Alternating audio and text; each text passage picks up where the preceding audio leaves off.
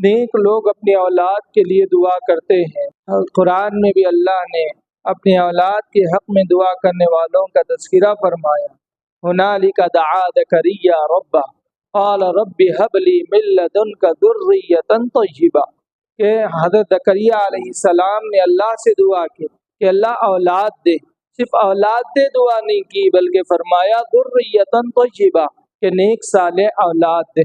پھر اللہ نے ان کو حضرت یحییٰ علیہ السلام کی ان صورت میں نیک صالح اولاد عطا فرمائے۔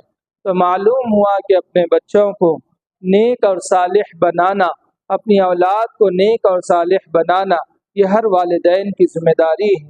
تو پھر پورے باتوں کا خلاصہ یہی ہے کہ ہماتن ہم فکر میں رہیں کہ اپنے اولاد کو نیک اور صالح بنانے کے سلسلے میں ہمیں کیا کرنا چاہیے۔ کئی ایک والدین کا نظریہ کامیابی کا تصور اور نظریہ بدل گیا۔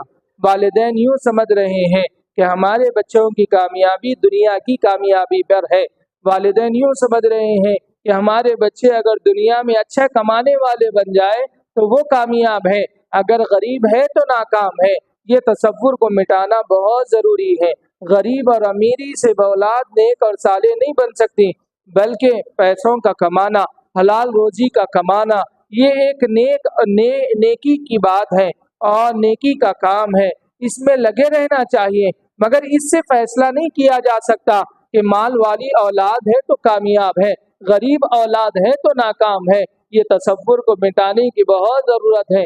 آج معاشرے میں یہ چیز کو بارہا مرتبہ دیکھا جا رہا ہے کہ دیکھو فلاں کا بچہ انجینئر بن گیا، مہینے کو 1,00,000-2,00,000 روپے اس کی سیلری ہے، اور میرا اپنا بچہ ناکام کا ناکام رہ گیا، وہ انجینئر بھی نہیں بن سکا اور کچھ کمانے کے لیے اس کے پاس نہیں ہے۔ حالت تو بڑے افسوس کے ساتھ، بڑی ذمہ داری کے ساتھ، بڑے غم اور دل کے دکھڑے کے ساتھ میں یہ ذکر کر رہا ہوں، حالت تو یہ ہو گئی کہ حافظ اور عالم سے انجینئر اور ڈاکٹر کو تولا جا رہا ہے، اور کہا جا رہا ہے تمہارے بچے کو کیا بنائے؟ تو کہا حافظ اور عالم۔ ارے بنا کر کیا کرو گے؟ دیکھو میرا بچہ تو انجینئر بنا، فلاں کہتا ہے میرا بچہ تو ڈاکٹر بنا، جس کی مہینے کی سیلری لاکھوں کی ہے، اور تمہارے بچے کی کیا تنخواہ ہے؟ یوں کہہ کر کامیابی اور ناکامی کا تصور کیا جا رہا ہے۔ یہ معاشرے کی غلط باتیں ہیں، اس کو ختم کرنا ہم سب کی ذمہ داری ہے۔ اور کئی ایک والدین اسی کو کامیاب اور ناکام سمجھے، ان کے تصور کو ختم کرنا بھی بہت ضروری بات ہے۔ کئی ایک جگہ پر ایسا معاملہ ہوا کہ حافظ ہے تو مسجد کی تنخواہ 5-6 ہزار، زیادہ سے زیادہ 7-8 ہزار، اس سے زیادہ 10 ہزار، اتنی تنخواہ میں اپنے بچوں کو کیا سنبھالے گا؟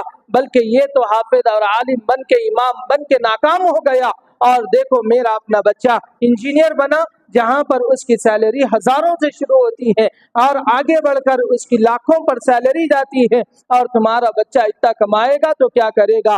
ایسا کہہ کر بچہ حافظ اور عالم کو حقیر بھی سمجھ رہے ہیں، اور اس کی کامیابی کا نظریہ بھی بدل گیا۔ یہ اس کو سمجھنا اور اس نظریات کو بدلنا ہم سب کی ذمہ داری ہے، کیونکہ کامیابی اور ناکامی کا تصور مال سے نہیں ہے میرے بھائیوں، کامیابی اور ناکامی کا تصور دولت سے نہیں ہے۔ اکثر صحابہ جن کی کامیابی کے پروانے اللہ نے قرآن میں لکھ دیا، کُلًّا وعد اللہ الحسنى رضی اللہ عنہم ورضوا عنہ، کہ یہ میں صحابہ سے راضی ہوں۔ یہ صحابہ تمام کے تمام کامیاب ہیں، اور فرمایا کہ صحابہ ستاروں کے مانند ہیں، کسی ایک صحابی کی اتباع کر لو اور تم راہ راست پر پہنچ جاؤ گے۔ ایسا اللہ کے رسول نے فرمایا۔ اتنا بڑا مقام صحابی کا، مگر اٹھا کر دیکھو حضرت بلال حبشی رضی اللہ تعالیٰ کسی گھر کے غلام بنے ہوئے ہیں، بچہ ان کے گلے میں رسی ڈالے ہوئے، گلے کی رسی کو کھینچ کر ان کو دوڑا رہا ہے۔ اللہ کے رسول نے دیکھا میرے غلام بلال حبشی کا کیا عالم ہے، وہ کسی کا غلام بنا ہوا ہے، اور بچے ان کی رسی کو کھینچ رہے ہیں، روڈوں پر ان کی رسی کو کھینچ کر ان کو جیسے جانور کو چرایا جاتا ہے ویسے ان کو کھینچ کے لے جا رہے ہیں۔ کبھی کوئی بچہ کھینچتا ہے، کبھی کوئی بچہ کھینچتا ہے، اور معاملہ یہ حال ہے کہ بچے ان سے مذاق اڑا رہے ہیں۔ اللہ کے رسول کی آنکھوں میں آنسو۔ حضرت ابوبکر صدیق رضی اللہ تعالیٰ عنہ نے دیکھا اور اٹھا اور پھر بلال حبشی کو کہنے والوں کے پاس گئے اور کہنے لگے کہ بلال حبشی کو آپ آزاد کر دو، اس کی جو قیمت ہے میں دے دوں گا۔ یہ بلال حبشی جن سے مخاطب ہو کر اللہ کے رسول یہ فرماتے ہیں، اے بلال حبشی آپ کو معلوم ہے کہ ہم پر وہ وقت بھی گزرا ہے کہ کھانے کے لیے اتنا ہی کھانا ہمارے پاس میسر ہوتا، اگر اس کو ہم بغل میں چھپا لے کسی کو نہ دکھے، اتنی مقدار میں کھانا ہوتا اور اتنی مقدار کے کھانے پر ہم ہفتے گزار دیتے، اتنی غریبی، مگر اللہ نے کیا مقام بنایا، رضی اللہ عنہم ورضوا عنہ۔ تو معلوم ہوا امیری اور غریبی سے کامیابی اور ناکامی کا تصور نہیں ہے، مالداری سے کامیابی اور ناکامی کا تصور نہیں ہے۔ ماڈرنزم نے اور ایجوکیشن نے یہ چیز کو دماغوں میں بٹھا دیا۔ میں بارہا مرتبہ کئی ایک جگہوں پتا ہوں، اگر کوئی اپنے بچے کو ڈاکٹر اس نیت سے بنائے کہ وہ بڑا کمائے گا، اور کوئی اپنے بچے کو انجینئر اس نیت سے بنائے کہ وہ بڑا کمائے گا، اور انجینئر بنے گا تو لائف اچھی گزارے گا، ڈاکٹر بنے گا تو لائف اچھی گزارے گا، یہ نیت کرنا یہ گناہ کی نیت ہے، یہ نیتوں کی اصلاح کی ضرورت ہے۔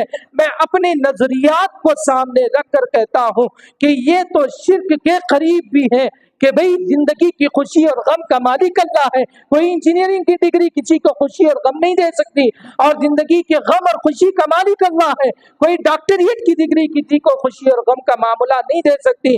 اسی لیے سب سے پہلے والدین سے گزارش ہے، تمام والدین جہاں تک میری بات پہنچتی ہے ان تمام والدین سے گزارش ہے، کامیابی اور ناکامی کے تصور کا معیار بنائے، کامیابی اور ناکامی کا معیار پہلے بنائے۔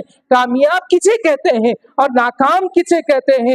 مال والے کو، ڈگریوں والوں کو کامیاب نہیں کہتے۔ میاب تو وہ ہے، اور قرآن کا اعلان ہے کامیاب تو وہ ہے فمن زحزح عن النار وادخل الجنة فقد فاز۔ کہ قرآن میں اللہ نے فرمایا فمن زحزح، وہی کامیاب ہے جو جہنم سے بچ کر جنت پہ چلا جائے، وہ کامیاب ہے، اس کے علاوہ کوئی دوسرا کامیاب نہیں۔ قرآن نے کامیابی کے تصور کو جو بتایا، جو درس دیا، وہی ہمارے کامیابی کا تصور ہونا چاہیے۔